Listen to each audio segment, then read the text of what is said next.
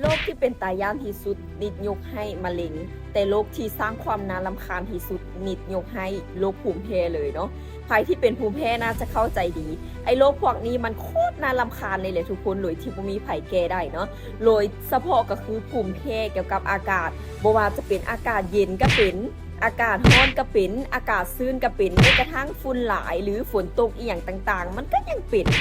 และที่สำคัญเฮายังหลีกเลี่ยงบ่ได้อีกเนาะแต่ว่าถ้าเฮาเป็นภูมิแพ้อื่นเช่นเป็นภูมิแพ้อาหารบ่อีหยังต่างๆเช่นเฮาฮู้ว่าเฮาแพ้อาหารแพ้กุ้งจังซี่เฮากินไปเฮาฮู้แล้วว่ากินแล้วผื่นจะขึ้นหรือกินแล้วจะท้องเสียท้องผูกอีหยังก็ว่าไปเนาะแต่ว่าภูมิแพ้อากาศนี่ก็คืออากาศเฮาบ่สามารถหลีกเลี่ยงได้ก็คืออากาศเนี่ยมันอยู่ทุกหนทุกแห่งทุกสถานการณ์นะทุกคนแล้วแบบนี้แหละแล้วเฮาจะมีวิธีการแก้แนวใดเพราะว่าไปอยู่ไสไผก็บอกว่าโรคนี้แก้บ่ได้ถ้าไผแบบท้อแล้วเมื่อยแล้วในการรักษาเนาะ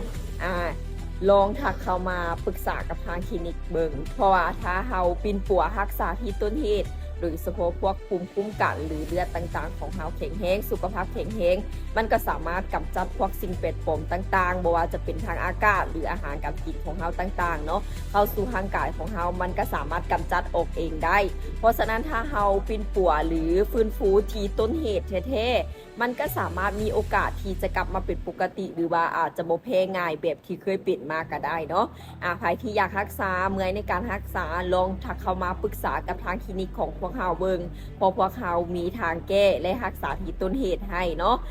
ทุกปัญหาทางเฮามีทางออกให้เสมออย่าลืมโทรเข้ามาหรือว่าทักเข้ามาปรึกษากับทางคลินิกของเฮาหลายๆเด้อ